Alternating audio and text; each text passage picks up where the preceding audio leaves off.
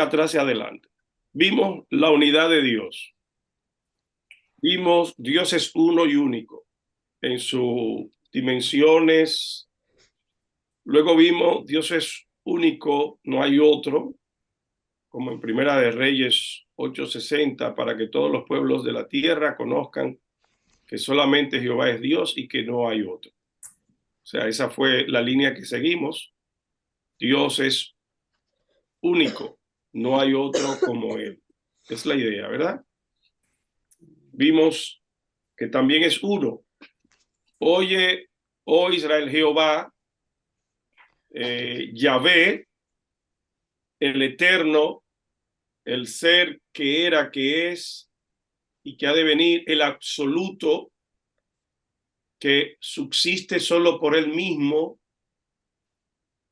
y se relaciona con criaturas finitas, temporales. Nuestro Dios es Elohim, plural. Jehová es uno y es unos, ¿verdad? Luego eso lo vimos del vocablo chat y estuvimos tratando de Yahvé, Elohim. Yahvé es uno. No vamos a profundizar, solo para que recuerden qué es lo que hemos ido viendo, debido a que la semana pasada por el Congreso tuvimos una interrupción. ¿Quién como tú, magnífico en santidad, terrible en maravillas, en maravillosas hazañas, hacedor de prodigios? Dios es uno, seguimos profundizando. Dios es único. Dios como una Trinidad en unidad, personalidad de Dios y la Trinidad, los atributos morales, naturales, dan importancia a su personalidad, un ser racional y moral. Estuvimos, ¿verdad? Dios es tripersonal, a diferencia del hombre, que es, ¿cómo es el hombre? Dios es tripersonal y el hombre Unipersonal, Unipersonal. unipersonal. ¿Y qué quiere decir eso? ¿Cuál que es es la solamente diferencia? que el hombre es una sola persona, mientras que Dios se puede manejar en tres dimensiones, del Padre, del Hijo y del Espíritu Santo. Fíjense que en la teología es como en la jurisprudencia, en las leyes, en el mundo del derecho, una palabra puede cambiar, aunque la intención sea buena, una palabra puede cambiar todas las dimensiones, parece que tengo esa palabra, dimensiones, porque acaban de escuchar, Dios se maneja en tres dimensiones. Y esa palabra, dimensiones, ahí le doy el derecho de analizarla. Es que, ¿cómo es que Dios es tripersonal? Son tres dimensiones. ¿Qué es en sí? Tres personas. Ese, un ser. Un ser tripersonal. Ajá, Sí, sí. tripersonal, Ajá. que se manifiesta en tres personas diferentes a pesar de que es uno.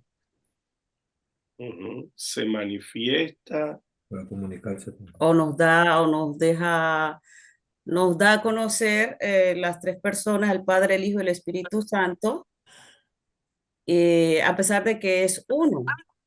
Ujú. Ujú. Voy a dejar ahí. Vamos a ver qué dice el abogado.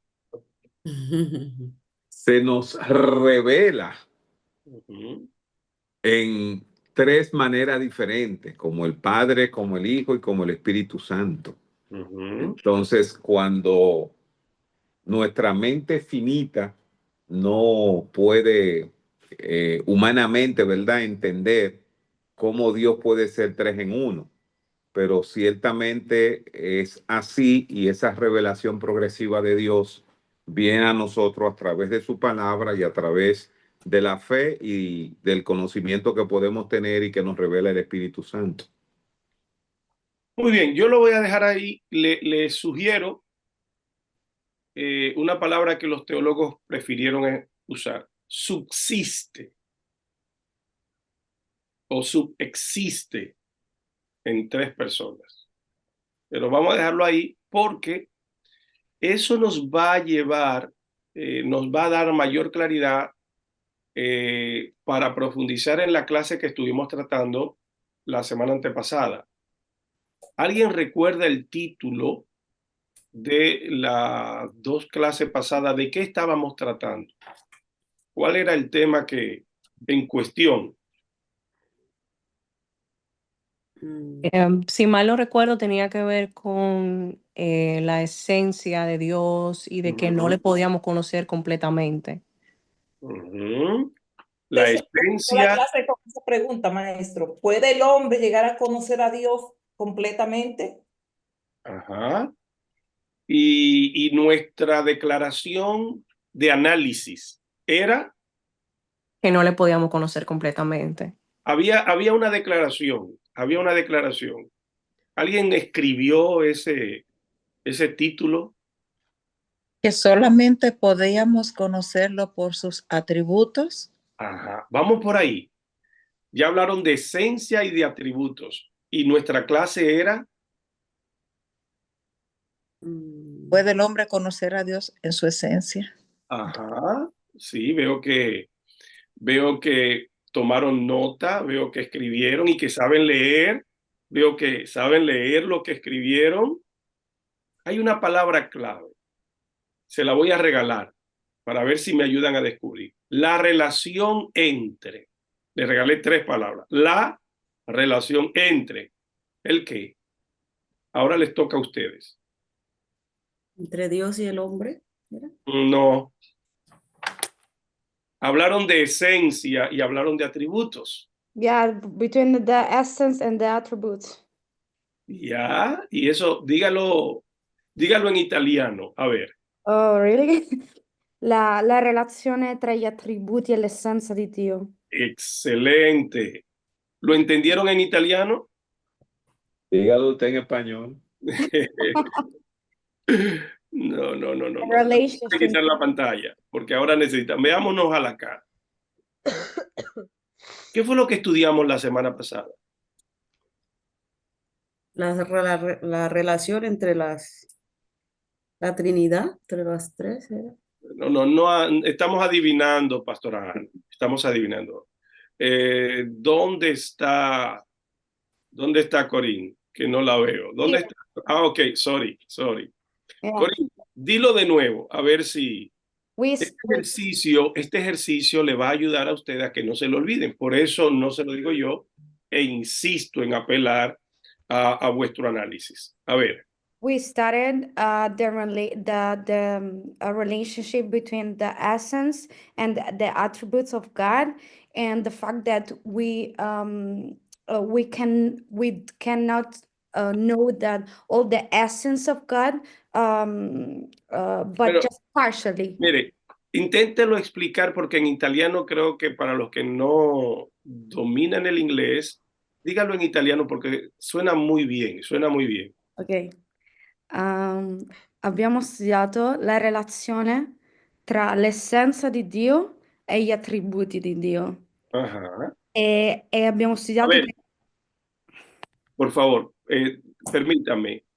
¿Quién entendió lo que ella ha dicho en italiano? La relación que hay entre la esencia, el ser de Dios y sus atributos. Excelente. De eso estábamos viendo.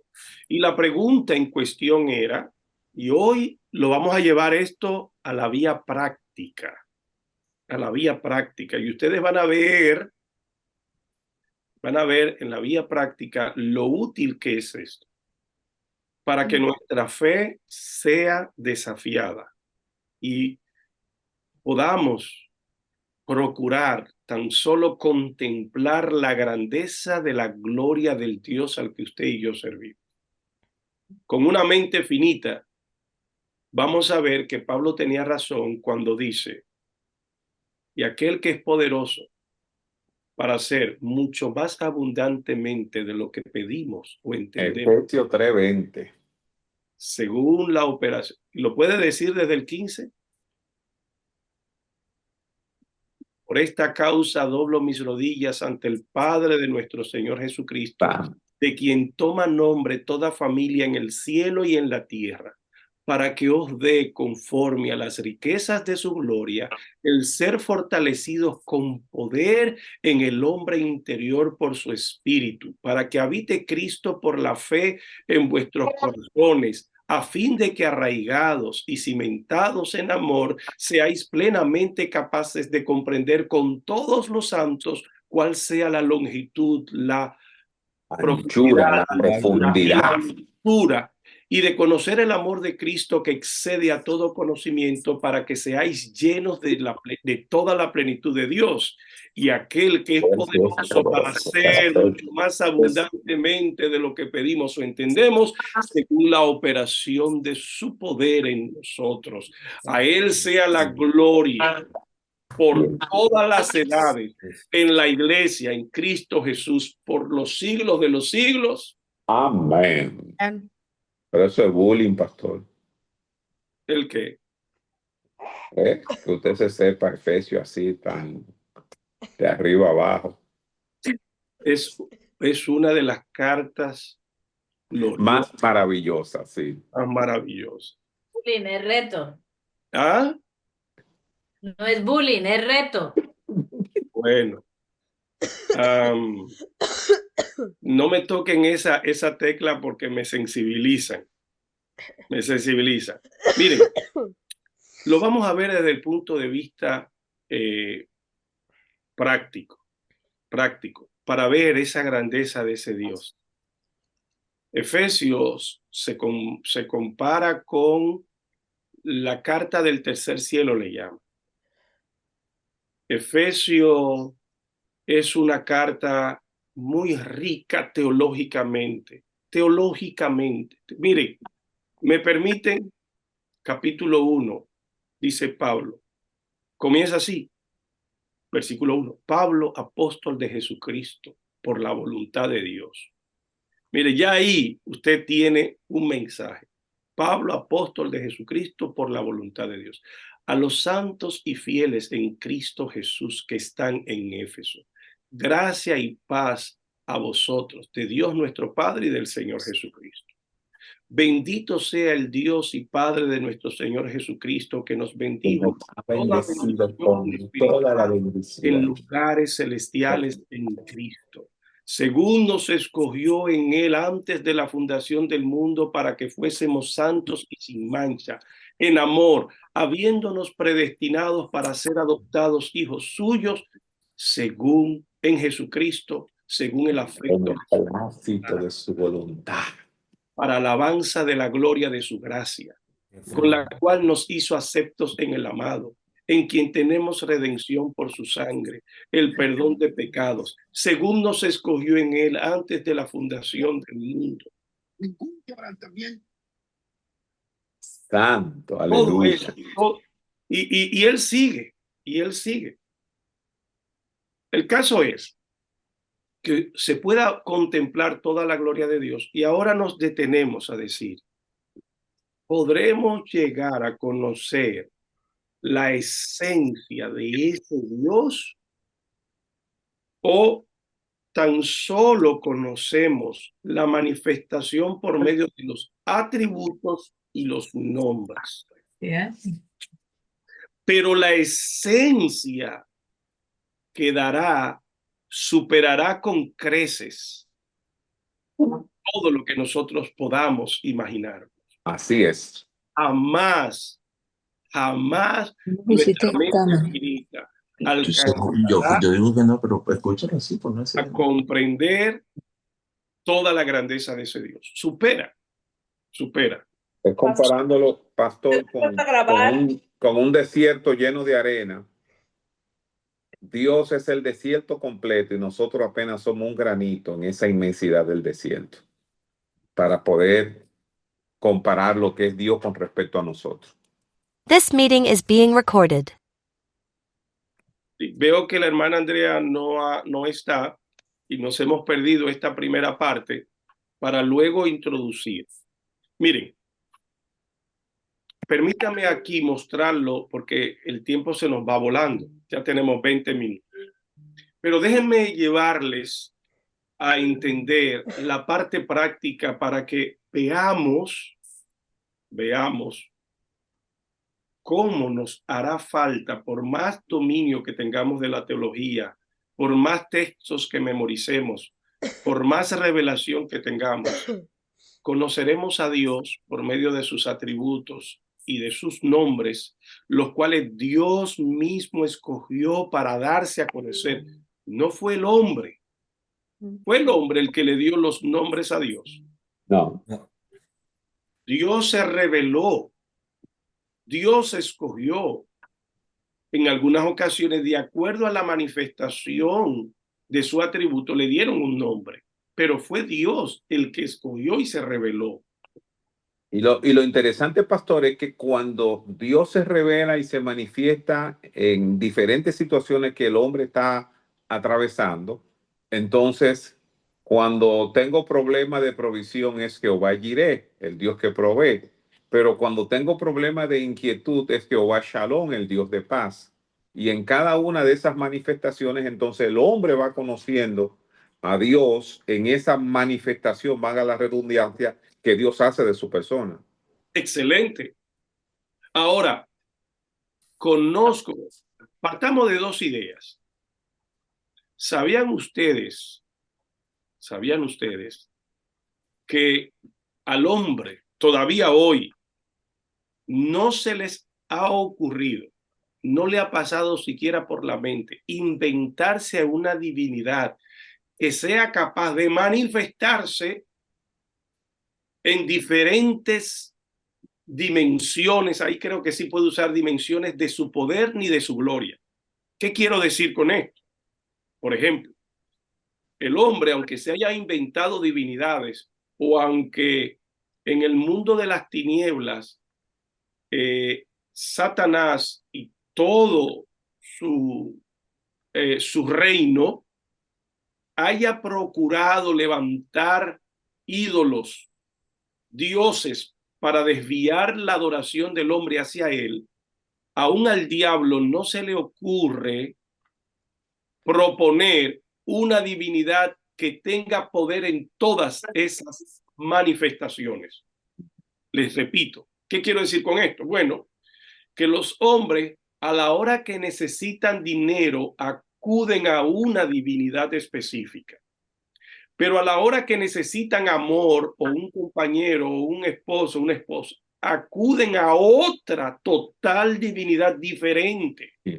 Pero a la hora que quieran otra, tienen una necesidad de salud, acuden a otra divinidad, porque no puede haber una divinidad que pueda sanarte, proveerte, darte amor, darte prosperidad. ¿Me explico?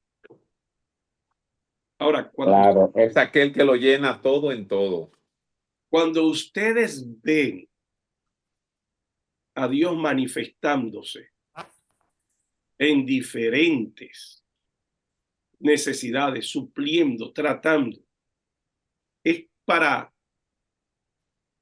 hacer correr la cortina y desplegar delante de nosotros su gloria y todo su poder, diciendo: yo soy Jehová el Eterno, desde la eternidad hasta la eternidad. Yo soy el alfa y la omega, yo soy el principio y el fin, yo soy el primero y el último. Yo soy el que subsisto, yo existo por mí mismo, no dependo absolutamente de nada.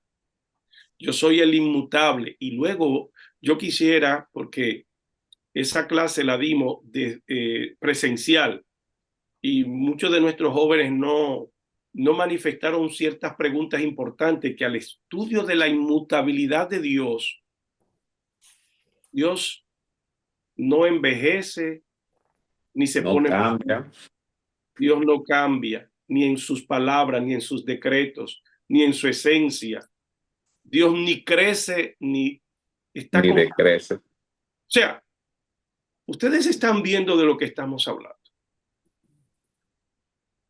Entonces Pablo tiene razón cuando dice: y aquel que es poderoso para hacer mucho más abundantemente de lo que De lo pedimos. que pensamos, pedimos e imaginamos.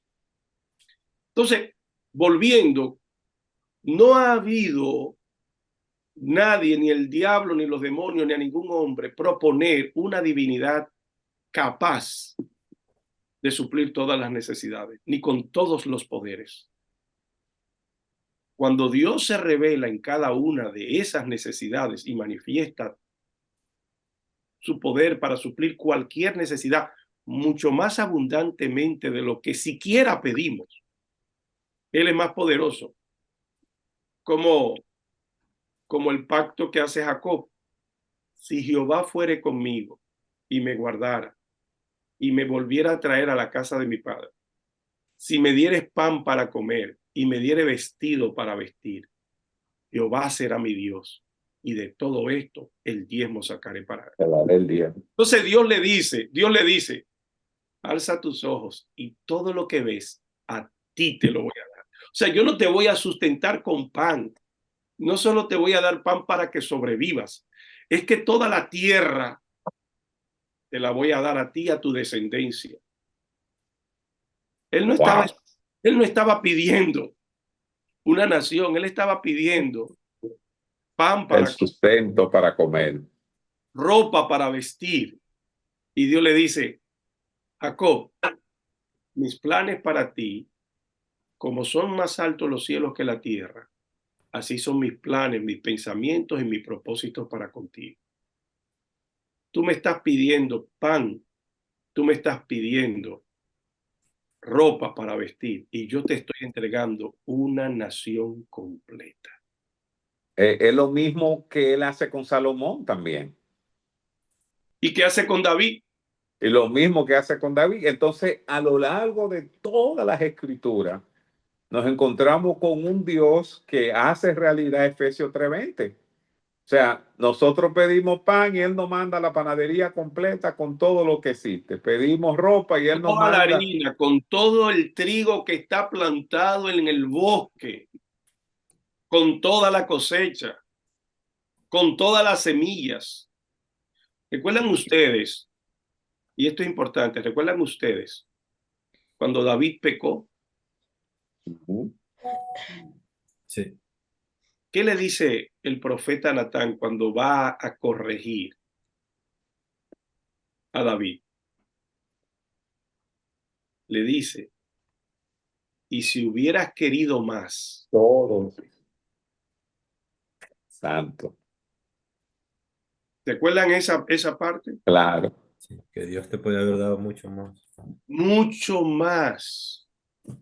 Si todo esto era poco, si haberte sacado detrás de las ovejas de tu padre, si haberte entregado el reino, y si hubieras pedido más, si hubieras querido más, yo te lo puedo dar. Bueno, yo les he prometido que tenía que llevar esto a la parte práctica y no quiero quedarnos filosofando porque es necesario que veamos, o sea, vamos a asignar una investigación basado en esto, se la voy a decir desde ya. La investigación va a ser que cada uno de ustedes vaya y haga una investigación, haga un estudio, valga la redundancia, sobre los nombres y atributos de Dios, cómo Dios se ha revelado.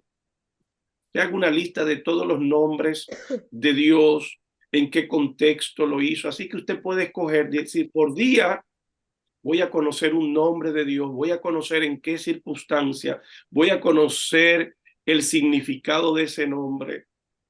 ¿Para qué? Esto le va a enriquecer a usted en el conocimiento suyo con Dios.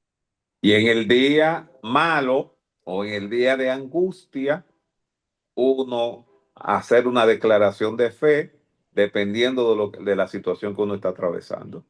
Si es de salud, Jehová Rafa; si es de problemas financieros, Jehová Jireh. Y en ese contexto, mientras uno pasa el desierto, lo va haciendo con gozo y confiado en que Dios va a proveer o que Dios va a sanar.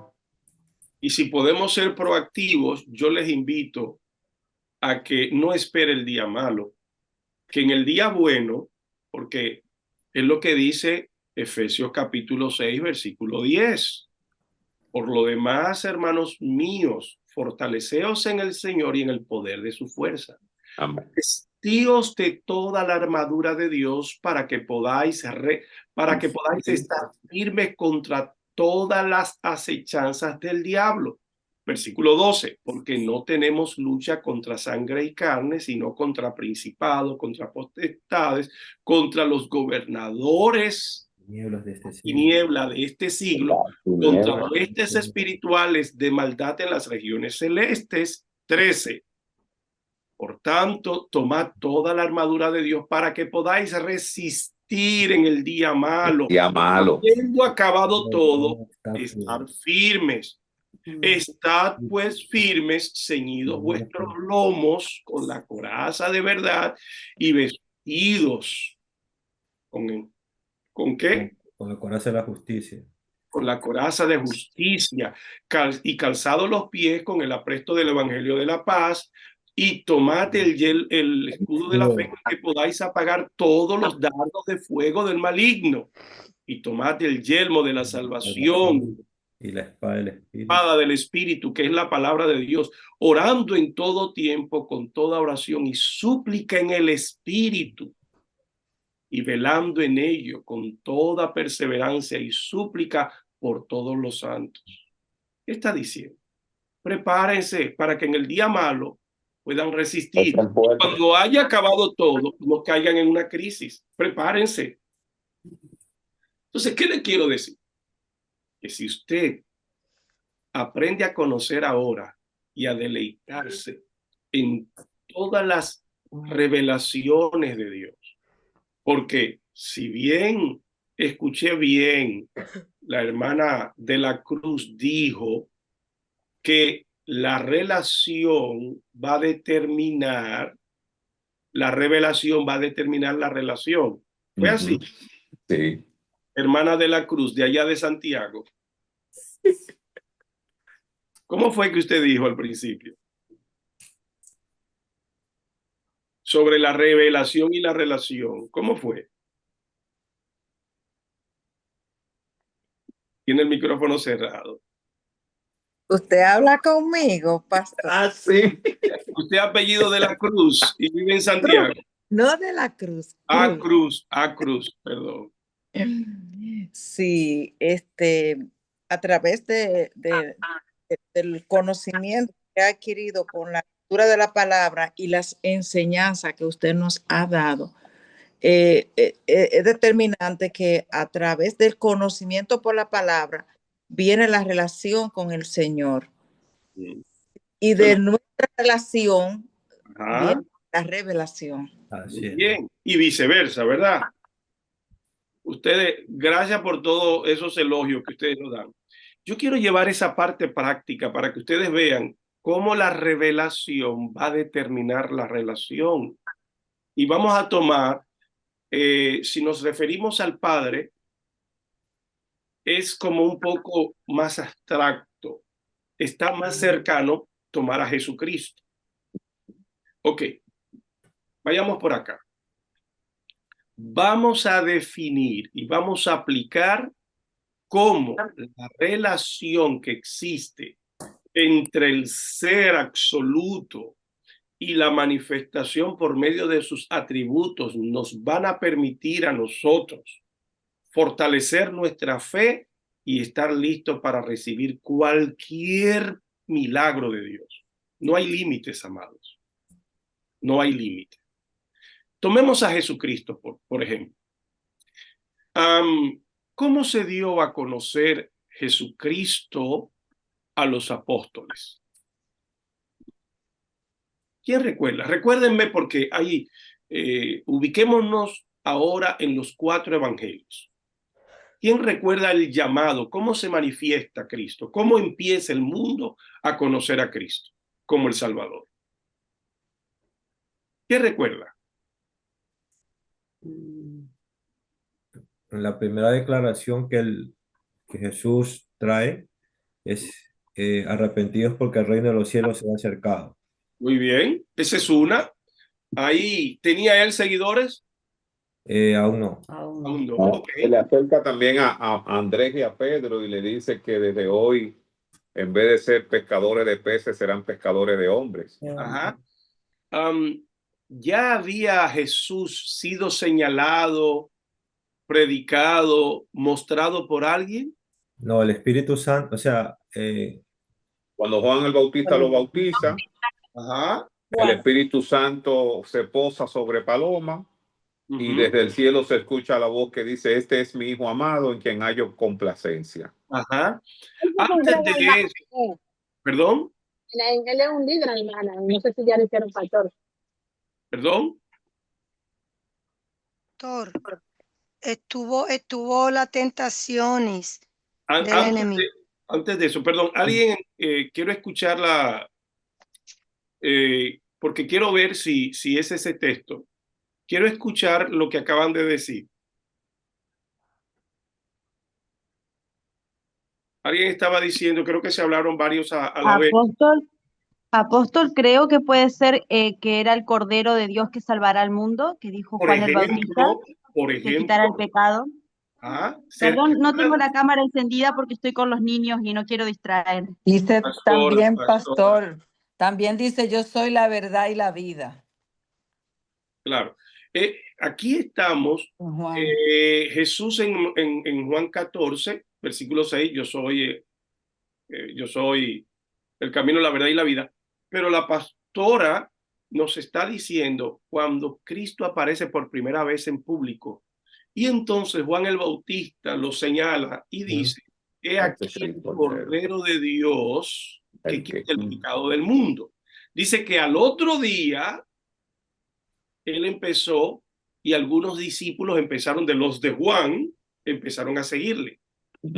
Y ahora aparece Cristo y aquí se aparece Andrés diciéndole a Pedro, hemos encontrado al Cristo. Y recuerdan esa discusión y ahora van y se quedan y ven y ve. Exacto. Y entonces ellos empiezan a relacionarse con Cristo. Allí está la tentación, como decía la hermana Marisol, la tentación de Cristo, pero Cristo siendo manifestado y relacionándose como el Salvador, podemos decir que esos son sus inicios. De ahí pasa él por 3 años a relacionarse y a ellos ver la gloria de Cristo. Y hay textos muy poderosos. Juan 1:1. En el principio era el verbo y el verbo era con Dios y el verbo era Dios. El verbo era Dios. Ese texto habla de la preexistencia de Cristo. En principio era. La preexistencia. Cristo no inició, la creación de Cristo no se inicia cuando María lo da a luz. No. Porque un niño no se ha nacido. Como niño él nace, pero como hijo, él es eterno, él es dado. De hecho, pastor, en Juan 17 corrobora eso que usted está diciendo. Cuando Jesús dice, la gloria que yo tenía, vuélvemela. Exactamente. Que tuve al principio. Ajá. Él es eterno. Y en Juan 1:1 dice también, y vimos su gloria como del unigénito. Así que Cristo empieza a ser revelado, y ellos empiezan a tener conocimiento, relación con Cristo. Muy bien, ¿verdad? Una cosa es la esencia de Cristo y otra cosa es la revelación de Cristo ante los hombres, ante nosotros. Síganme, por favor. Luego, él tiene una cercanía más estrecha.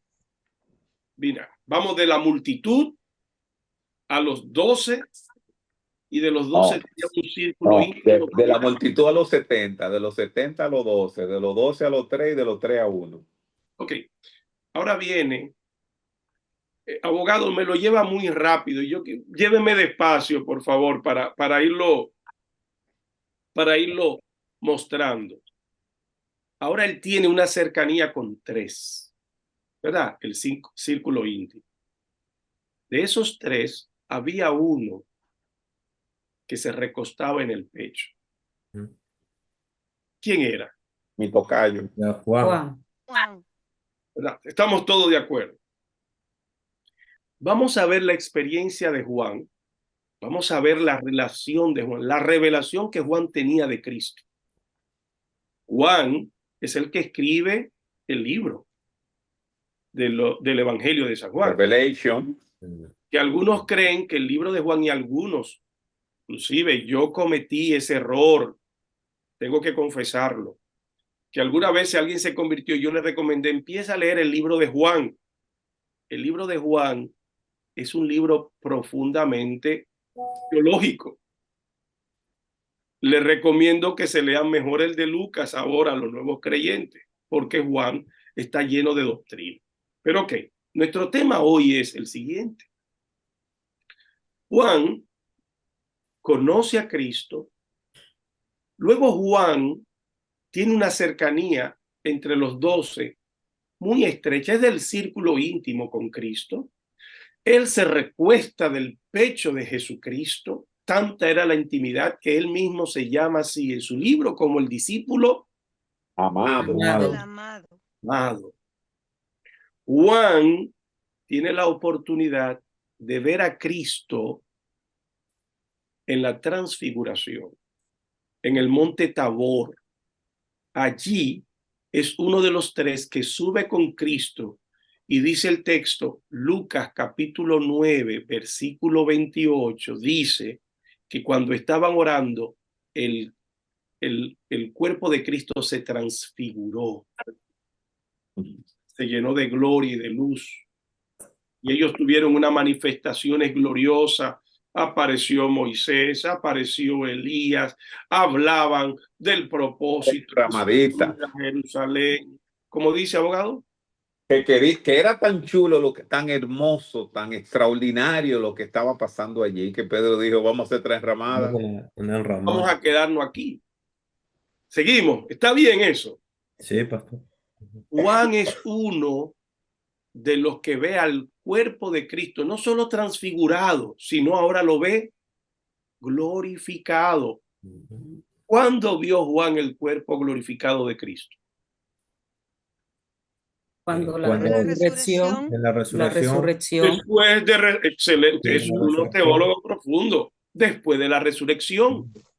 ¿Vio Juan a Jesucristo? Sí. Resucitado. Sí, resucitado, inclusive. Lo vio, ¿verdad? Lo vio al principio, lo vio como el Cordero de Dios, lo vio como el Salvador, se recostaba sobre su pecho, lo vio en la transfiguración, lo vio glorificado. Y ahora Juan, y ahora me traslado al libro de Apocalipsis. Y ahora Juan tiene una revelación de Jesucristo. ¿Y cómo empieza Juan a describir a Jesucristo? ¿Quién recuerda? ¿Qué fue lo que Juan vio? Se quedó como Parece el Hijo del Hombre. Que es cuando decía que sus ojos eran como llama de fuego. Apocalipsis, muy bien. Ahora el personaje que a Juan se le revela, dice, sus ojos eran como llama de fuego. Muy bien. ¿Y cabellos blancos como blanca? Sus cabellos blancos como lana. Cabello blanco, no como el mío, esto es cana, el del Señor no. Sus pies como el bronce bruñido. Como bronce bruñido que brillaba. Como el horno. Y por el pecho llevaba un cinto de oro. ¿Y sus ropas cómo eran? Blancas, sus ropas que resplandecían, cubrían hasta los pies. Fíjense lo que está pasando acá. ¿Por qué Juan utiliza todas estas figuras verbales? Porque él es lo que conoce físicamente, ¿no? Excelente, pastor. Él está tratando de describir una revelación que ha tenido en el mundo espiritual y trata de describir con palabras humanas. No era que tenía fuego en los ojos. No. Fíjense que cada vez que él utiliza cómo. ¿Cómo?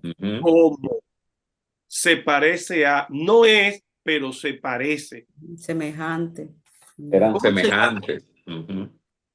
¿Cómo se llama eso? ¿Qué palabra teológica es la que describe eso cuando estamos describiendo con palabras humanas cosas sobrenaturales que no existen en el mundo natural? Antropomorfismo. Sí, ¿Y qué significa la palabra antropomorfismo? Es una manera de nosotros describir a Dios en forma humana. En forma.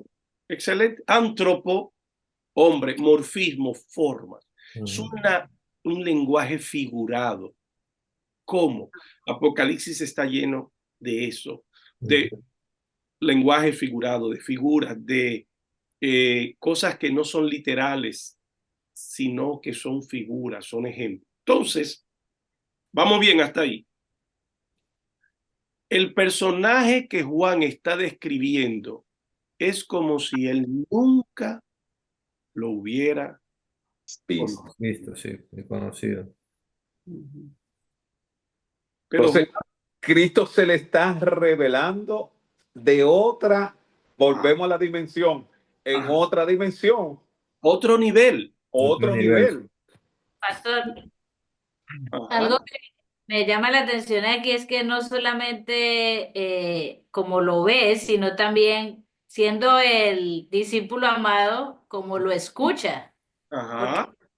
Vos era como de rechazar. Entonces ni siquiera escucharlo lo distinguió, por decirlo así. Acostumbrado a escuchar la voz de Dios. Él escribió Juan 10. Mis ovejas oyen mi voz y me conocen. Pero ahora él no distingue esa voz. Él no reconoce esa voz. Él lo está viendo y es un personaje totalmente diferente. Al punto de que dice que cae como muerto. Y es él el que le dice, yo soy el alfa y el omega. Yo soy la raíz de David. Yo soy.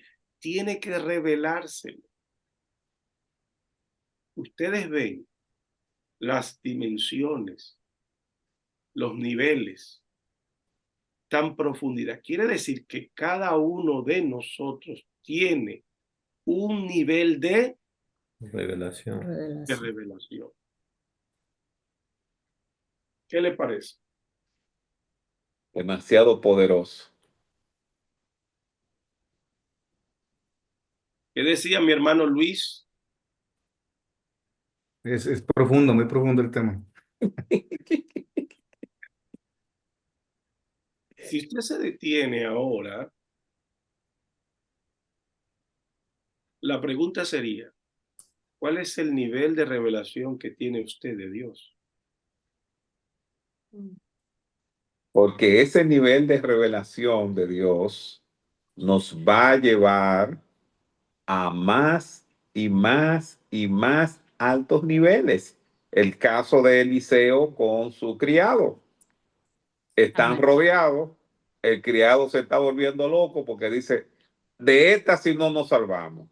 Y Eliseo está tranquilo porque la revelación que tenía Eliseo era mucho mayor que la que tenía su discípulo y por eso le dice, Señor, te ruego que le abra los ojos para que él pueda ver lo que yo estoy viendo. Y al instante, con esa nueva revelación, el muchacho cambió el discurso. Ya no era que nos van a matar y que estamos presos. Ahora él veía carros de fuego y gente de a caballo y veía que los que estaban con él eran más que todos los otros. Y esa revelación debe estar presente siempre en nuestra vida, porque esos mismos que Eliseo le dijo al Señor, que te ruego que se lo muestre, son los mismos que en este mismo instante, en cada lugar donde nosotros estamos, están ellos junto con nosotros. Lo que pasa es que muchos no lo vemos, ni se nos revelan. Entonces, el nivel de revelación va a determinar cómo nos vamos a relacionar, cómo le vamos a confiar, cómo vamos a vivir, qué podemos esperar. Si el Dios al que yo le sirvo es un Dios pequeño, que está limitado por tiempo, por espacio, por el lugar, que tiene limitaciones, ese Dios no me puede ayudar. Si Él no levanta muertos, aunque tengan 3 o 4 días. ¿Ustedes creen que a Dios se le fue de la mano que Lázaro había muerto y que no fue intencional que lo dejó descomponerse para tantos días después venir y llamarlo? Pero el mismo Jesús se lo dice a los discípulos. Exacto. Jesús mismo se los dijo. Y entonces a nosotros hoy, ¿cómo aplicamos todo eso? ¿O ustedes creen que fue medalaganariamente 40 años en el desierto, supliéndole todos los días? Sin que se le pusiera el vestido viejo ni los calzados se rompieran. Cuando antes del año ya los zapatos de uno se rompen. Entonces, el nivel de revelación que yo tenga de Dios va a suplir mis necesidades hoy. Porque si Él puede alimentar a 1 millón de personas, a más de 1 millón de personas en el desierto. Así es. Yo no he querido mandarle la presentación porque es para mí más determinante este diálogo. Pero ahí está la presentación. Si quieres, vamos a verla. Mira, aquí tenemos la presentación.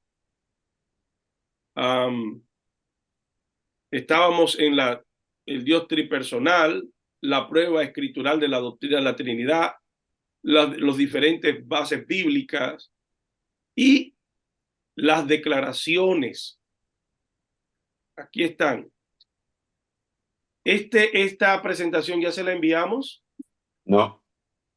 Sí, la tenemos. Yo en el grupo sí, apóstol no esta es la la de la tengo. clase pasada, sí. Ok, porque entonces deberíamos tener la número 4, que es esta. ¿Pueden ver?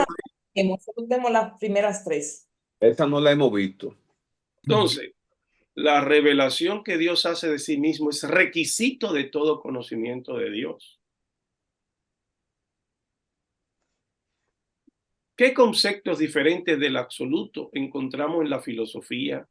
¿Puede siempre a Dios, el eterno, el absoluto de la filosofía, identificarse con el Dios de la teología?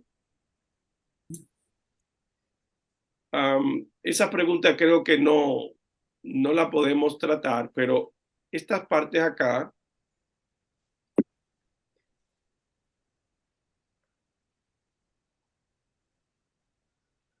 aquí, esta clase para mí es importante. Luego vamos a ver la infinidad de Dios en la absoluta perfección, su eternidad y su inmensidad y la inmutabilidad de Dios. ¿Les parece bien si, para terminar por hoy,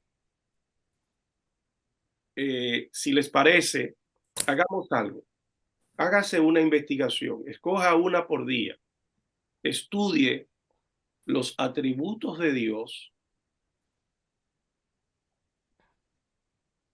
y los nombres de Dios. Haga una investigación. Les voy a decir lo que yo hago y cómo esto alimenta mi vida para mi relación y mi revelación de Dios. Todos los días. Mi reto número 1 es pasar la mayor cantidad de tiempo dentro de la oración, en la contemplación de la gloria de Dios para, como dice el salmista, inquirir revelación de Dios. ¿Cómo lo hago? A través de fijarme un tiempo específico. Yo tomo mi reloj, perdonen que sea tan metódico, yo necesito ser así.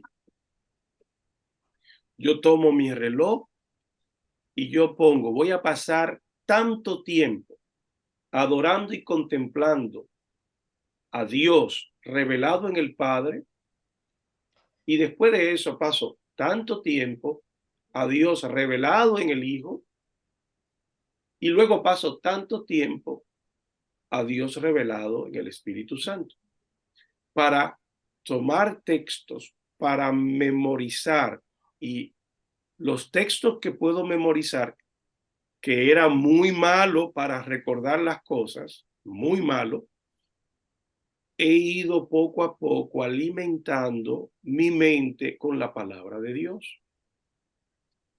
Y por eso yo comencé dedicándole 5 minutos a cada uno. Luego pasé a 10 minutos antes de yo empezar a pedir. Luego pasé a 15 minutos, ya veía solamente en la adoración. Luego pasé a 20 minutos por cada uno. Luego pasé a 25 minutos y luego estoy entre 30 minutos todos los días. Ante el Padre, 30 al Hijo, 30 al Espíritu Santo. El día que voy deprisa, 25 minutos. Estoy entre 25 y 30. Así comienza mi día. Y después de hacer eso, no hay deseo de pedir nada, solo seguirlo contemplando. Entonces, el día que no lo hago, estoy vacío, estoy seco, estoy temeroso. Necesito desesperadamente porque no he encontrado. Ahora, ¿qué eso ha provocado? A que mi relación con Dios se alimente de Él, de su gracia, de amarlo a Él, no por lo que Él me pueda dar, no amarlo a Él. Él se convierte en mi deleite, en mi razón de vida. Nada de este mundo. Les aseguro que nada de este mundo sacia al ser. Pero de Cristo hay una fuente de agua viva que salta para vida eterna. Entonces, si usted ahora toma, y así lo hago, algunos nombres, por ejemplo, si tomo el Shaddai, me voy a, en mi mente, por supuesto, me voy a Génesis 15, cuando Dios le dice, yo soy Jehová, el Shaddai, el Todopoderoso, anda recto delante de mí. Entonces me voy ahí para estudiar y contemplar a Dios como el Shaddai, como el todo, y empiezo a adorarlo y a contemplarlo basado en el nombre, porque ya lo estudié, en las circunstancias, en el texto, y contemplo su gloria. En Dios cuando es como el Shaddai, o cuando Él es Jehová Shalom, o cuando es Jehová Rafa, cualquiera que sea el atributo o el nombre, para contemplarlo a Él. ¿Me doy a entender? Amén. Amén. Sí, pastor. Pastor, o sea, una pregunta, o sea, en el orden de ideas, sin intimidad no hay revelación. O sea, lo más importante es la intimidad y después llega la revelación. Así es. Muy bien, hermano Alejandro. Así es. La intimidad. Si yo no logro, y sabe cómo esto me ha ayudado a edificar un carácter, a mantenerme alejado del pecado, a no anhelar, a no desear ni siquiera, aunque Pablo dice, no que lo haya alcanzado ya, ni que ya sea perfecto, sino que procuro asir aquello para lo cual también fui asido por Cristo Jesús. Yo no pretendo haberlo alcanzado, pero una cosa hago, extendiéndome a lo que está delante, prosigo a la meta, al premio del supremo llamamiento de Dios en Cristo Jesús. Así que todos los que somos perfectos, esto mismo sintamos, y si otra cosa sentís, esto también os lo revelará Dios. Pero en aquello a que hemos llegado, sigamos una misma regla, sintamos una misma cosa. Filipenses 3. Entonces, es en ese deleite que vamos a encontrar deleite en el Señor. Gozo en Él y en más nada. Nada de lo que Dios nos pueda dar puede desviar nuestra mirada, que no sea su gloria, su gracia, su luz, su presencia, Él en esencia. Amén. Amén. ¿Alguna pregunta? ¿Está claro? ¿Todo el mundo sabe lo que va a hacer? Excelente, sí. Amén. Sí. Bueno, perdonen que comparta cosas tan personales e íntimas, es con la intención de darles una idea de cómo puede ser. Son edificantes. Amén. Podría Amado, enviar. son exactamente ya, tenemos una hora. ¿Le parece bien? Damos 5 minutos, tome agua y ahora vamos a la clase de predicación expositiva. Amén.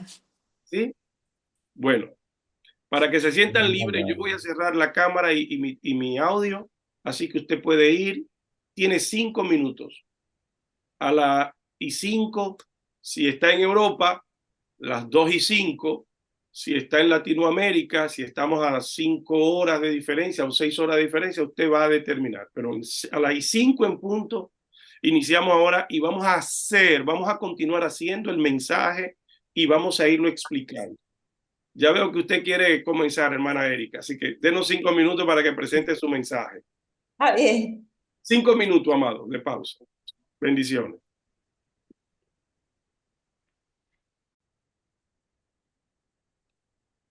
Yo creo que la parte práctica nos ayuda y nos facilita de cómo escribir, de cómo hacer un mensaje. Así que, dicho esto, le voy a compartir primero para que veamos el orden. Hago esto porque yo sé que cuando dejamos una semana sin vernos, como pasó debido al congreso que teníamos, entonces algunos se desconectan un poco. Así que vamos a ver la presentación de la clase que estamos viendo.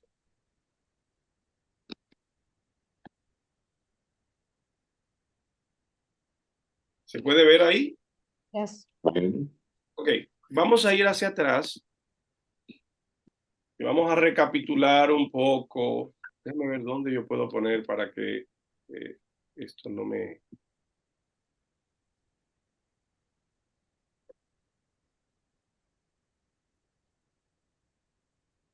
Ok, creo que ahí está mejor.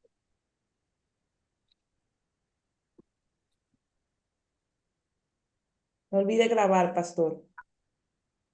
Ok. Sí, déjenme ir a la parte número 1. Ok, de acá. Vamos a... Déjenme ponerlo a grabar. Perdonen, voy a ponerlo a grabar para... This meeting is being recorded. Muy bien, vamos a recapitular, vamos a ir rapidito. La clase no se va a detener, sino que vamos a echar una mirada hacia atrás, los pasos que hemos ido dando, ¿verdad? Primero, aprendimos cómo descubrir el tema y vimos cuántas fórmulas para escribir un título. Yeah. ¿Alguien me puede recordar una? The theme plus the phrase, the theme plus the keyword, the theme plus the question. A lot. 4. Vimos 3. Se toma el tema, decimos título es igual a el tema, si el tema es la oración, y se le puede añadir una frase. La oración más una frase. La oración que mueve montañas. Y estoy añadiendo una frase. Pero también puede ser, si tomo el tema, puedo decir título es igual al tema, que es la oración, y le añado una pregunta. ¿Cómo orar? Ese es mi título. O añadiéndole una palabra limitadora o una palabra clave. Así que vimos tema, ya sabemos cómo se escoge una predicación a través de la búsqueda, la oración, la guianza del Espíritu, la necesidad de la iglesia, la situación mundial o temporal, la crisis económica, de salud. Si estoy en tiempo de una pandemia, ¿de qué tengo que hablar? Esperanza. Esperanza. ¿Qué más? A la dificultad. ¿Cómo enfrentar la dificultad? Si hay una pandemia mortal y Dios se ha revelado a nosotros de diferentes maneras y con diferentes atributos y nombres, ¿hay algún atributo, algún nombre de Dios que pueda ser una esperanza, una solución a una pandemia? Jehová Rafa. Entonces, vamos a enseñarle al pueblo las revelaciones de Dios como su sanador. Cada vez que damos un mensaje que suple una necesidad, va a hablar al pueblo. Jehová Shalom.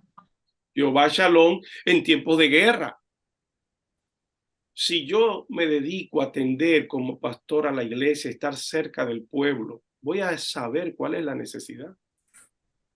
Y voy a tener siempre una palabra, puesto que estoy en la presencia del Señor y puesto que estoy en relación con el pueblo, me va a ser fácil saber cuáles son los problemas que están aquejando a mi pueblo, a mi pequeña grey, mi pequeña comunidad. Entonces, yo no le puedo venir a hablar a un pueblo que está viviendo, por ejemplo, si el pueblo al que estoy pastoreando, ya que algunos estamos en Europa y conocemos la situación, el tema de la legalidad, los que están en Estados Unidos, el tema de la regularidad de documentos, y eso les hace tener temor. Yo no le puedo venir a hablar a ellos de cosas que no tienen que ver con su situación, porque no va a suplir su necesidad. Ni va a ser impactante, que básicamente es lo que Jesús hace y lo describen los 4 evangelios. O sea, Jesús llegaba a una aldea de pescadores, hablaba de peces. Llegaba donde había ovejas, hablaba de ovejas. Y Jesús entonces conectaba con la necesidad del pueblo y por eso la gente le seguía. Y donde eran pescadores, ¿cuál era la provisión de él? ¿De qué le proveía? La pesca milagrosa, por ejemplo. Ellos no habían pescado, él les daba peces, pero a unos pescadores no les daba semilla para sembrar. No. Y es importante las semillas y los peces. La diferencia es saber en qué contexto vamos a usar la semilla y en qué contexto usar los peces. Claro. Los peces, voy a hablarle a pescadores de peces, y a labradores y a campesinos le voy a hablar de semillas y le voy a hablar de terreno. Y me tengo, como dice Pablo, a todos me hice, de todos. Yo me hago como ellos. Yo no puedo hacer que ellos. Cuando yo escucho a un pastor, es que este pueblo son amantes de las cosas del mundo, por eso la iglesia no crece. Pastor, investigue si es que usted quiere que ellos se hagan como usted y usted no se está haciendo como ellos, para que ellos entiendan el mensaje. Bien, así escogemos el tema, descubriendo la necesidad, la guianza del Espíritu. Así escogemos el título, tenemos fórmulas, para que luego pasemos al tercer paso, que es el de la proposición. Aquí vemos tema y título. Aquí vemos cómo descubrir el tema de un sermón, cómo darle el título, las diferentes fórmulas, tema más frase, tema más interrogante, por qué, cómo, tercera fórmula, palabra clave o frase limitadora. Luego vimos el resumen, hemos visto varios resúmenes y luego estudiamos la proposición. La especialidad del sermón expositivo, una de ellas es que se centra en una proposición, que tiene que ser la unidad, que da unidad al sermón. Es como vimos cómo escribir una proposición, ¿verdad que sí? No me digan otra cosa. Las características de las proposiciones: se expresa la verdad central como universal y eterna, se expresa como una frase simple, se utiliza la misma idea del título y se enuncia o se anuncia, se proclama claramente al auditorio y se le repite todas las veces necesarias.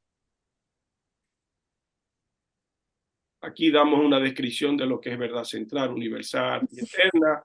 Aquí explicamos ahora qué es una frase simple, usando la idea central del título. Así los oyentes ven con nitidez a dónde se lleva el sermón.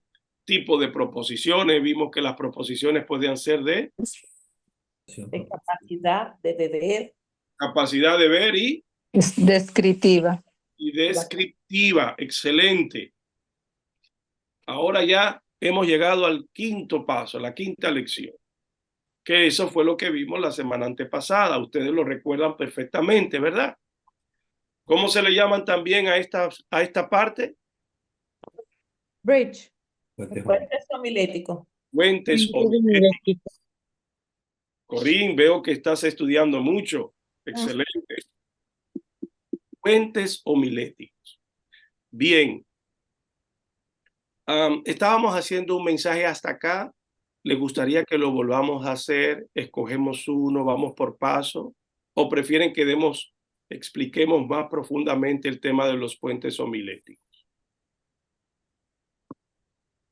Explicarlo y después seguimos preparando el mensaje, pastor, para seguir dándonos cuenta lo malo que predicábamos.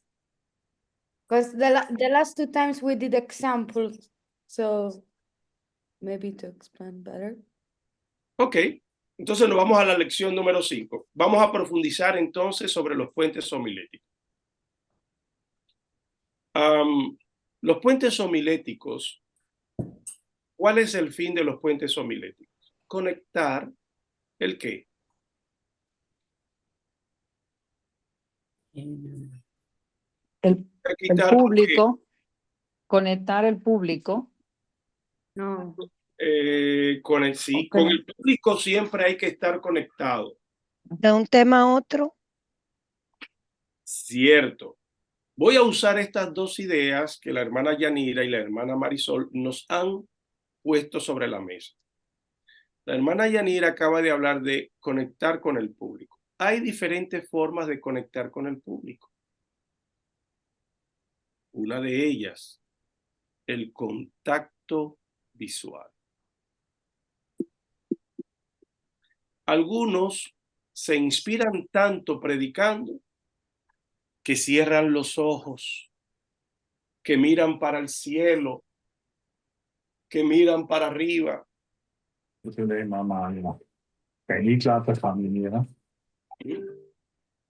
Entonces, es importante el contacto que mantenemos con el público. ¿Y cómo lo hacemos? Número 1, a través del contacto visual. Procure conectar con el público, mirarlo a los ojos, ver los extremos, moverse de un lugar a otro, hacer conexión. De hecho, aunque no la hemos estudiado aún, aunque vamos a ver los componentes de una introducción, aunque la introducción es lo último que se prepara, no lo primero ni lo segundo, después de usted hacer su mensaje, déjenme decirle desde ahora los elementos que componen una introducción. Número 1, oración guía. Número 2, ilustraciones de la vida diaria. Número 3, explicación que conecta la ilustración con el mensaje. Número 4, una proposición. Y número 5, una oración o frase de transición o puente homilético. 5 elementos tiene una buena introducción. Pero eso no se prepara sino hasta el final. Sin embargo, ¿cuál es paradójico? ¿Ah? Es paradójico. Sí, es introducción, pero no se puede preparar al principio, porque si usted prepara un mensaje, puede ser que la introducción que había preparado no sea la adecuada para ese mensaje. No esté conectada con el cuerpo. No esté conectada. El jueves ya estaba preparado el sermón de mañana y yo estoy trabajando todavía la introducción. Pero tengo tanto material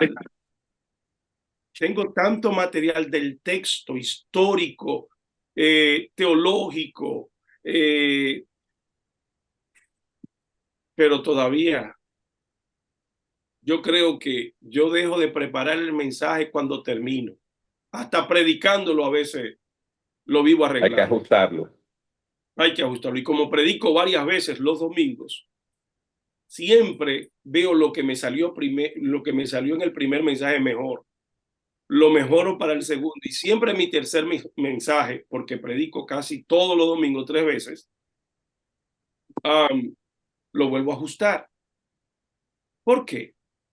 Primero porque el público es diferente, porque tengo que mejorar, saber qué fue lo que hizo clic con la gente. Entonces, ¿cómo se conecta con el público? El contacto visual, el lenguaje corporal. ¿Cómo se conecta con el público? Haciéndoles preguntas. A veces es necesario el humor. Cuando yo veo que una gente se me está quedando dormida, me invento algo. Por eso un buen predicador debe de estar leyendo todo el tiempo. Es más, como veo que algunos se me están durmiendo, ¿ustedes me permiten hacerle un chiste ahora? Amén. Sí. Mire, ¿cómo dijo alguien? ¿A quién le amarga? Un dulce. ¿A quién le amarga un dulce? Pues sucede que había un hermano muy santo, un hombre muy de Dios, un hombre lleno del Espíritu Santo, un hombre que oraba y buscaba a Dios, que se ha montado en una barca y ha naufragado y ha ido a parar a una isla pequeña, pero que ahí no se daba absolutamente nada. Nada, nada, nada. Nada.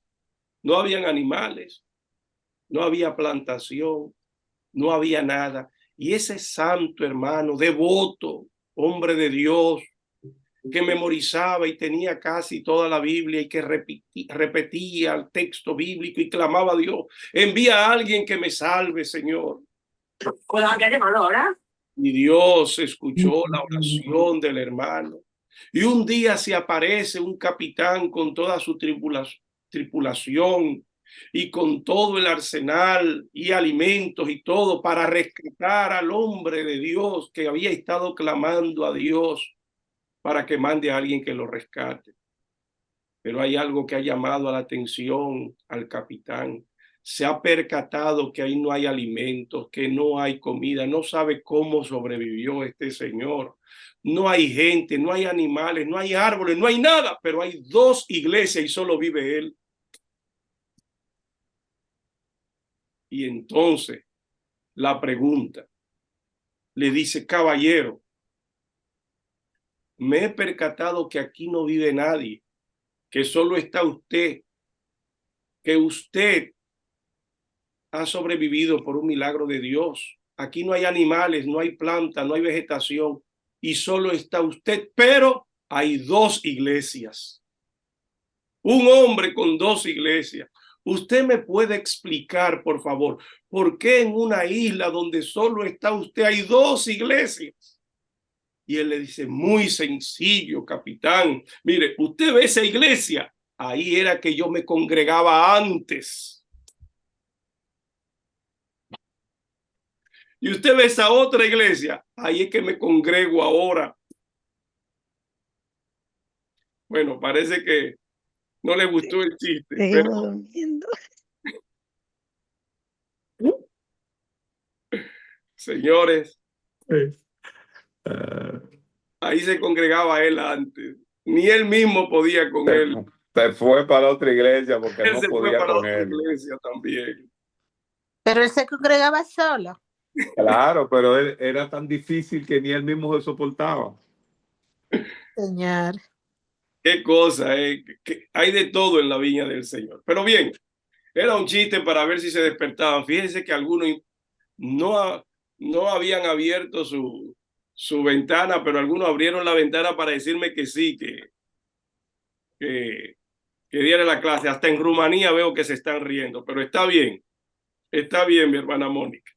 Bien, entonces, ¿cuál es el propósito de los puentes homiléticos? Tengo que mantener el contacto. A veces necesito, para conectar con el pueblo, voy a necesitar a veces algo de humor, no fuera de, ¿verdad?, de lo sagrado, de lo sacro. No. Pero a veces voy a necesitar utilizarlo como muletilla, porque el Señor Jesucristo utilizó todas las figuras literarias, usó el símil, usó la metáfora, usó la sinécdoque, usó la hipérbole, usó la prosopopeya, usó todas las figuras literarias para captar la atención, para explicarnos las cosas del mundo espiritual con cosas terrenales. Él necesitaba hablarle del nuevo nacimiento, aunque un maestro de la ley interpretara que era volver al vientre de su madre. Pero si él, hablándonos de cosas terrenales, no lo entendíamos, ¿cómo no iba a hablar de las cosas espirituales? Entonces, mantenga el contacto con el pueblo, mírelo a los ojos. Cuando alguien no le está prestando atención, hágale saber que usted le está prestando atención, que lo está mirando con el lenguaje corporal, con algo de humor, con las preguntas, con ilustraciones, con la aplicación de cada punto a sus vidas prácticas. Pastor, creo que es el punto más importante y es el punto donde más fallamos los predicadores. ¿Cuál? La aplicación de la explicación que estamos haciendo. Porque sin aplicación no hay revelación de lo que estamos diciendo. Pero generalmente tiramos todos los puntos y después al final es que queremos venir a hacer las aplicaciones cuando ya la gente se olvidó del punto 1 y del punto 2. Entonces, cada punto debería ser explicado y aplicado al mismo tiempo. Exactamente. Yo no sé si hemos visto en este curso o fue en el pasado que vimos el método inductivo. El curso pasado. Pasado. ¿Creen ustedes que es necesario que lo volvamos a explicar acá? Claro que sí. El método inductivo consiste en 3 pasos. Observación, observar todo lo que el texto dice. Número 2, interpretar qué es lo que el texto dice. Y número 3, aplicar el texto. Entonces, el príncipe de los predicadores, me refiero nada más y nada menos que a Charles Spurgeon, un inglés cuya congregación todavía hoy existe, está cerca del Big Ben en Londres, se llama el Tabernáculo. Usted puede llegar ahí a pie, desde el Big Ben hasta el Tabernáculo. Pues se dice que a veces había más personas fuera esperando a Charles Spurgeon predicar que lo que habían adentro. Y que a veces se reunían hasta 20,000 personas fuera para escucharlo predicar. Él decía, y si Charles Spurgeon decía algo así, ¿quién soy yo para contradecirlo? Pero Charles Spurgeon utilizó esta frase: cuando comienza la aplicación es cuando comienza el sermón. Claro. Si no hay aplicación, el sermón se va a quedar insípido. Ahora, para hacer una aplicación a cada punto de mi mensaje, tengo que prepararlo. Tengo que estudiarlo. Tengo que tratarlo.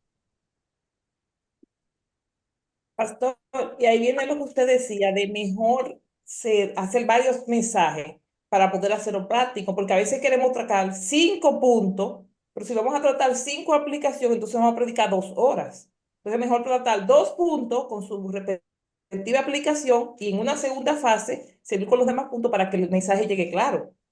Señores, estamos viviendo, yo inclusive lo tomé en la mano y creo que lo dejé en mi escritorio.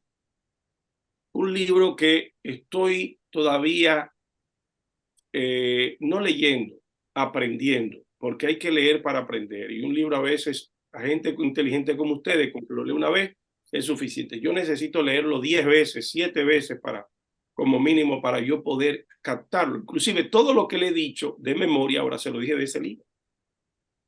El contacto visual, el contacto por el humor, el contacto con las preguntas, el contacto con las ilustraciones, el contacto con las aplicaciones.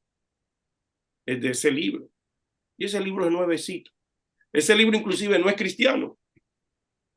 pero lo escribió un hijo de un misionero.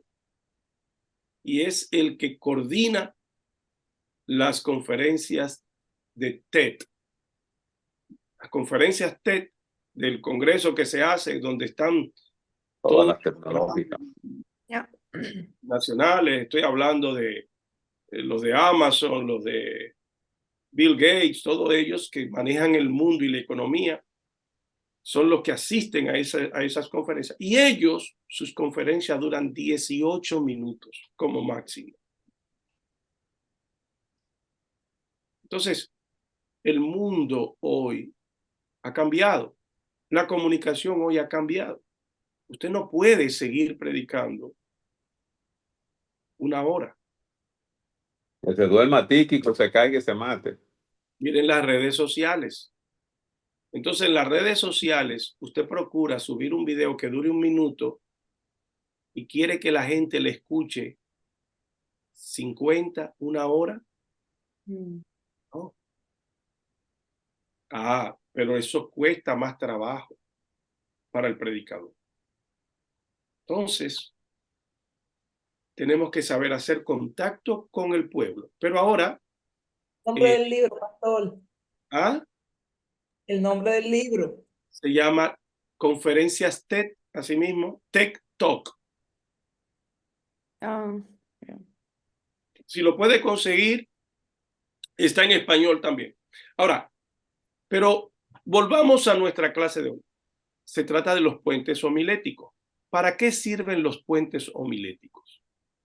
La hermana Marisol dijo, para conectar las partes del sermón. O sea, que entre cada parte debe de haber un puente que conecte una parte con otra. ¿Y por qué es necesario? ¿Por qué es necesario los puentes homiléticos? Para evitar lagunas. Para evitar lagunas, para evitar los abismos mentales. ¿Y cuáles son las partes del mensaje? ¿Quién me recuerda una parte del mensaje? Hasta la introducción. La introducción. Y entre la introducción y ¿cuál es la próxima parte del mensaje? La proposición. Tenemos. No, la proposición es parte de la introducción. Dije 5 elementos. Y el cuerpo del mensaje. La introducción y el cuerpo del mensaje. Excelente, hermana Carol. Entre la introducción y el cuerpo del mensaje, el bosquejo, debe de haber un puente homilético que se llama frase u oración de transición. Ahí debo de utilizar una frase, una declaración que conecte la introducción. Y luego, ¿qué otra parte tiene el mensaje? Ya tengo la introducción, tengo el cuerpo y ahora la conclusión. Entre el cuerpo y la conclusión necesito otra oración de transición, otro puente homilético que me conecte. Entonces, veamos, sigamos adelante y vamos a ver ahora. Perdón, apóstol. Por favor, ¿me podría dar un ejemplo de esa frase de pasar de uno a otro? Un ejemplo de una frase de puente homilético. Claro que sí. Pastora, ¿usted le puedo primero definir y luego lo vamos a hacer o prefiere que le demos el ejemplo ahora? No, como venía la clase, no hay problema. Ok, yo creo que ahora se nos va a hacer más claro para que lo podamos entender. Aquí lo dice de nuevo. Es necesario para conectar la introducción con el desarrollo de la exposición. No deben de haber saltos entre las partes del sermón. Un puente homilético repite, oiga bien, aquí ya nos da una clave. El puente homilético debe, en este caso, entre la introducción y el cuerpo, debe de repetir la proposición. Así que ya se empiezan a formular. Yo ahora les voy a compartir fórmulas de cómo escribir frases de transición. Antes de hacer ejemplos, veamos estas dos fórmulas para escribir una frase u oración de transición. Primera fórmula. ¿Tiene un lápiz? ¿Tiene un papel? Por favor. O su tableta. Bien. Vamos a hacer, tenemos que necesariamente, para que pueda quedarnos mejor, más claro, para que podamos entenderlo, yo mismo voy a tomar aquí ahora lápiz y papel para seguir la idea. Necesitamos comenzar desde arriba. Imagínense que mi iglesia, yo percibo, el Espíritu Santo me ha mostrado que necesitamos intensificar la oración. Así que mi tema es la oración. ¿Qué texto bíblico yo necesito para hablar de la oración? ¿Cuál le gusta a usted? Escójame uno cualquiera. Orar sin cesar. Orar sin cesar, eso es un En texto. Ezequiel, que buscó en la brecha y no encontró nadie que se ponga en la brecha. Muy bien. Tengo orar sin cesar. ¿Dónde está orar sin cesar? Eso está en Tesalonicenses 5. Y versículo 17. 17. Muy bien. Pero, ¿qué dice los principios de la predicación expositiva? Que deben ser tres versículos. Uno no es un mensaje expositivo. Así que el mensaje expositivo tiene como ley que tiene que usar mínimo tres versículos. Entonces, Ezequiel 34 dijo, ¿cuántos textos hablan de la oración? ¿O alguien tiene otro texto? Señores, hay muchos textos. Lucas 18, versículo 1, también les refirió Jesús una parábola sobre la necesidad de orar siempre y no desmayar. También les contó una parábola acerca de... También está Mateo, Mateo 6:5, que Jesús habla que no oremos como los hipócritas. Y Sorry. I don't know how to say in Spanish, but Filipenses 4, 6, 7. 6, 7. Filipenses 4, 6, sino que sean conocidas con acción de gracia. Pero ahí solo tengo 2 versículos. La oración mueve montaña también, pastor. No mueve montaña, pero necesito el texto. Y necesito que tenga 3 textos, 3 versículos. No, ese tiene un solo. Not enough. O Lucas capítulo, me voy a tomar el atrevimiento, voy a decir Lucas 11. Jeremías 33:3. Mateo 7:7 pedido. Jeremías 33:3. Jeremías 33, pero tengo un solo versículo. Clama a mí, yo te responderé y te mostraré cosas grandes y ocultas que tú no conoces. Necesito 3 versículos mínimos. Entonces yo digo Lucas 11, desde el 1 hasta el 10. O del 9 al 13 también. O del 9 al 13. El caso es que tienen que ser 3 versículos. Esto fue para recapitular, y a los que están entrando y no tomaron la primera clase, lo que quise fue recordarles un principio que dice que un mensaje expositivo usa como mínimo 3 versículos. No 1, no 2. Porque los versículos que utilizan los mensajes que utilizan un solo verso, ¿qué tipo de mensajes son? Temático. Son temáticos. Y los que usan 2 son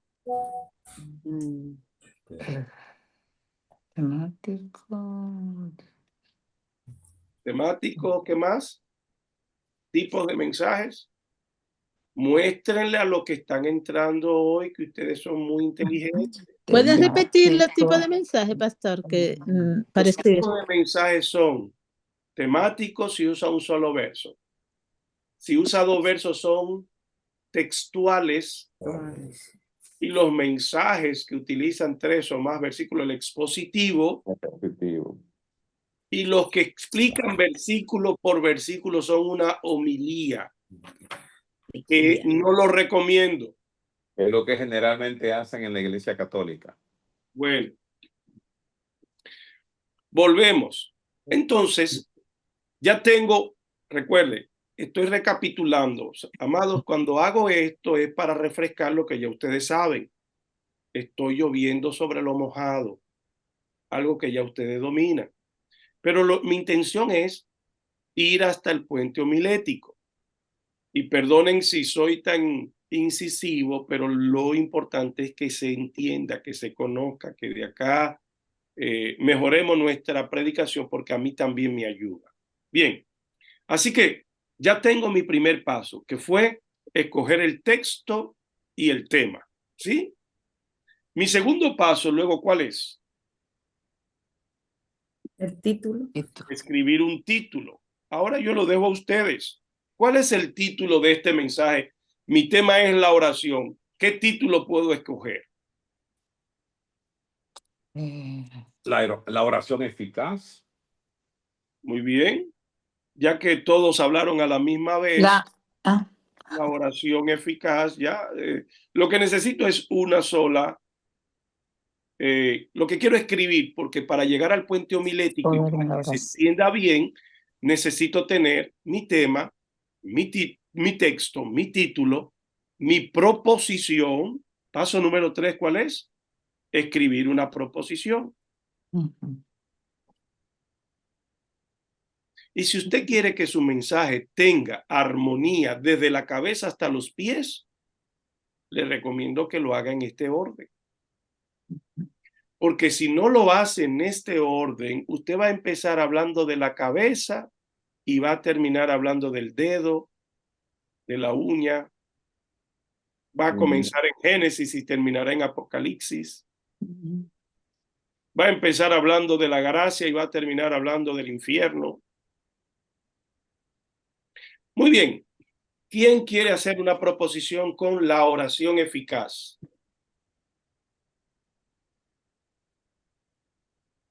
Se ve, hablaron todos a la vez. La oración eficaz cambia corazones. Permítame.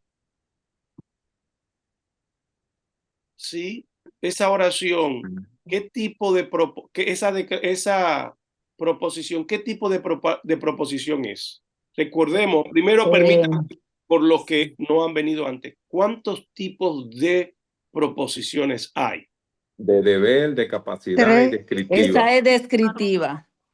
Muy bien, pero si usted me dice, por ejemplo, la hermana Marisol dijo 3. Hemos estudiado 3 tipos de proposición. ¿Cuáles son? Número 1, abogado, no vuelve. Vaya después. Hay 3 tipos de proposiciones. ¿Y cuáles son? Número 1, de capacidad. Cuando queremos anunciar al pueblo, a la grey, al rebaño del Señor, de que ellos tienen la capacidad, tienen el potencial para hacer algo. Otro tipo de proposición es las que son de deber. La santidad es un deber, no es una opción. Necesitan para ir al cielo. Son cosas que no se pueden negociar. No son negociables. No son negociables. Y la tercera son descriptivas. Esta proposición que nos da la hermana Yanira, repítala por favor. Pues ya me fue, pastor. Me desconcentró ya. Pastor, me desconcentró. Tengo una. El creyente que ora eficazmente es capaz de afectar en el mundo espiritual. La oración eficaz. El creyente que ora eficazmente. Ok. El creyente que ora eficazmente trastorna el mundo espiritual. Ahí le ayudaron. Vamos, ¿le damos la oportunidad o usted quiere que... ¿Es capaz de afectar en el mundo espiritual o afecta en el mundo espiritual también? O transforma, sí, Transforma el mundo. Digamos, si puedo dejarlo, transforma el mundo, cambia el mundo para que pueda hablar del mundo espiritual y que sea más amplio. Eso no sería de capacidad, pastor. El creyente que ora. Vamos a preguntarlo al que la dio. ¿Qué le parece a él? abogada Erika Rosario dice que si esa es de capacidad, dice Pastor Jimmy, ¿qué dice usted? Esa declaración, esa proposición, ¿es de capacidad, de deber o es descriptiva? Yo diría que es más descriptiva. Es más descriptiva. Está definiendo cómo es la oración eficaz. También se presta, pero cierto. O sea, que la oración eficaz transforma los mundos, transforma el mundo espiritual, transforma. Está describiendo lo que la oración eficaz puede hacer. Muy bien. Entonces, llegados hasta aquí, ahora vamos, ya por solicitud de nuestra hermana, la pastora María, nos ha pedido hacer algunos ejemplos. Aquí tenemos, voy a volver a la fórmula para mostrarle ahora ya que tenemos esto. Veamos la fórmula. ¿Qué dice la fórmula? Mire, la fórmula dice que la oración o frase de transición se pueden hacer. Primero, decimos, oración de transición es igual a palabra clave más una pregunta o un interrogante más la proposición. Veamos este ejemplo. Palabra clave más interrogante más la proposición. Veamos ahora. Voy a quitarla. Si la quieren. Ustedes tienen esta presentación, ¿verdad? Sí. Ok. Vamos a hacer ahora esta forma. Hay palabras claves. Usted escogerá la palabra clave y la palabra clave va a darle dirección y va a determinar el enfoque del mensaje. Esa palabra clave es sumamente importante. ¿Cuáles son las palabras claves? ¿Alguien puede decirme una palabra clave? O en ese texto, el eficaz o la oración son palabras clave. Sí. Aquí estamos hablando de una palabra clave que sea limitadora o una palabra clave que no está en el título. Por ejemplo, características. De la oración eficaz. La oración eficaz. Pasos. Okay. Principios. Verdades. Pastor Jimmy, ¿qué quiere usted hablar sobre la oración eficaz? Elementos. Ingredientes. Condiciones. ¿Qué usted quiere decir, Pastor Jimmy, de la oración eficaz?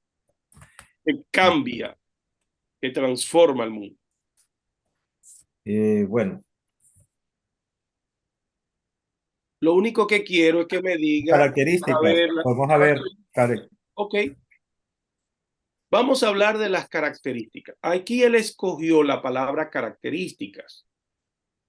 Entonces, si ven la fórmula, dice, la oración de transición es igual a la palabra clave, en este caso característica, más interrogante.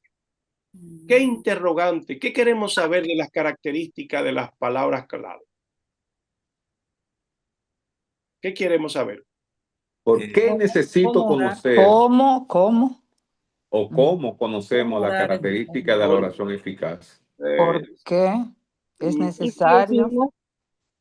Otra interrogante que sea más apropiada. ¿Qué, por ejemplo? ¿Es necesario? ¿Por qué es necesario conocer las características de la oración eficaz?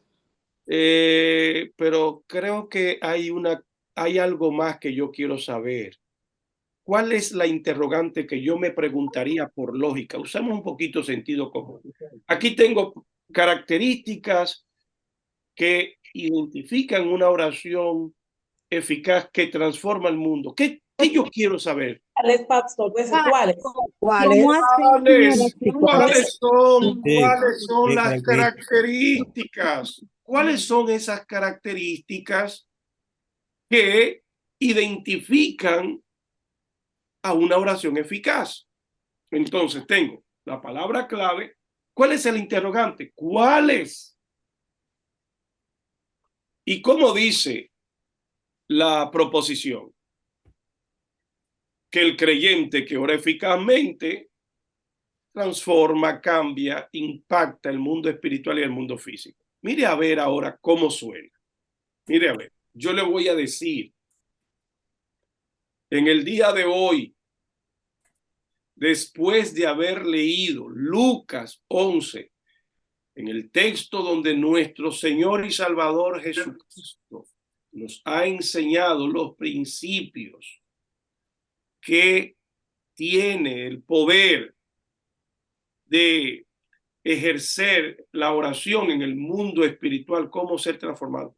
Hoy, permítame compartir con ustedes cuáles son las características de la oración que transforma, que cambia el mundo espiritual. ¿Los confundí más? Se la repito. Claro. Porque se quedaron todos así con los ojos brillosos. Maravillados. No, lo que tiene que señalar ahí es el puente homilético. Ese es el puente homilético. Claro, ese es el puente homilético. Esa frase completa es el puente homilético. Por ejemplo, en el día de hoy veremos cuáles son las características. ¿Cuáles son las características? Miren, ¿cuál es el interrogante? Característica, la palabra clave y la proposición. ¿Cuáles son las características de la oración eficaz que transforma el mundo? Ahí está. Eso es el puente homilético. Hoy veremos cuáles son las características que transforma. Fíjense cómo mi introducción, mi título que habla de la oración eficaz, mi proposición que dice que el cristiano que ora eficazmente transforma, ahora yo lo conecto y paso desde el título, desde la introducción al cuerpo. Entonces, si yo digo, hoy veremos cuáles son las características de la oración que transforma el mundo espiritual, el cuerpo del mensaje, ¿cuáles son los puntos? Punto. Primera característica. Porque si dije, hoy veremos cuáles son las características, tengo que hablar en el cuerpo de primera característica, segunda característica, tercera característica. ¿Me doy a entender? ¿Ven la conexión entre la introducción? Ahora sí, maestro. Está perfecto. ¿Se entendió alguna pregunta? Se entendió muy bien. ¿Y cómo pasa de la característica a la aplicación? Ya usted, la próxima semana veremos los puntos y los subpuntos. Veremos los puntos y los subpuntos. Entonces, si le digo ahora, uno de los subpuntos de los puntos es la aplicación. Pero lléveme despacio, abogado, usted nos lleva muy deprisa. Déjeme darlo con cucharita, vistámonos despacio para que podamos andar deprisa luego. Pastor, ¿y si preparamos ahora un puente homilético con la segunda fórmula, utilizando el mismo tema? Ahora mismo. Vamos a la segunda fórmula. ¿Está bien? ¿Se entendió eso, pastora? Ok. Ustedes son demasiado inteligentes, que así, como decía alguien, estudiando cualquiera aprende. Y pasa también. Muy bien. Veamos ahora la segunda fórmula. Segunda fórmula, la proposición, el sustituto de la pregunta y la palabra clave. Fíjense aquí cómo dice, las palabras claves determinan las divisiones del sermón. La palabra clave debe ser la misma en el título y en la frase de transición. Veamos ahora la segunda fórmula. ¿Qué dice la segunda fórmula? Aquí vamos a anunciar primero la proposición más el sustituto, y en el sustituto del interrogante,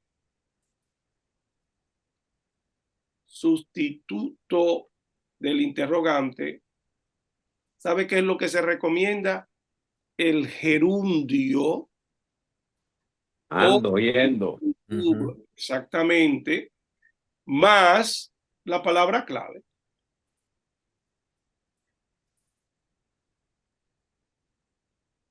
¿Tenemos la idea ya? Ok. Vamos de nuevo a hacer el ejercicio. Pastor, sorry. ¿Sí? I didn't understand what means in Spanish sustituto. The replacement. The replacement. Something that you put in place of the other. Oh, okay. Yeah, thank you. Ok. ¿Cuál es la proposición? La oración eficaz que transforma el mundo. El sustituto, si digo que el sustituto es el gerundio, voy a utilizar el gerundio, voy a utilizar un interrogante. El gerundio es una acción que no termina. Es como cuando habla en el presente continuo, ¿verdad? La oración, los creyentes pueden orar eficazmente siguiendo, ¿ven el gerundio ahí? Siguiendo, sí. Los próximos pasos o siguiendo estos pasos. En la primera fórmula hablé de qué? De características. Ahora voy a hablar de pasos. Es la misma cosa con diferente nombre. Con diferente nombre. Claro, en características y pasos son diferentes, ¿eh? Porque aquí estoy hablando de pasos. La oración eficaz, primer paso, la oración eficaz siempre empieza con adoración. Primer paso, la adoración. Segundo paso, ¿qué otro paso? Cuando estoy hablando de niveles para conquistar el mundo espiritual, se supone que el predicador sabe, conoce qué es lo que quiere enseñar a su pueblo. Entrar con acción de gracias, dar gracias. Por ejemplo, el nivel de gracia anticipada como un acto de fe.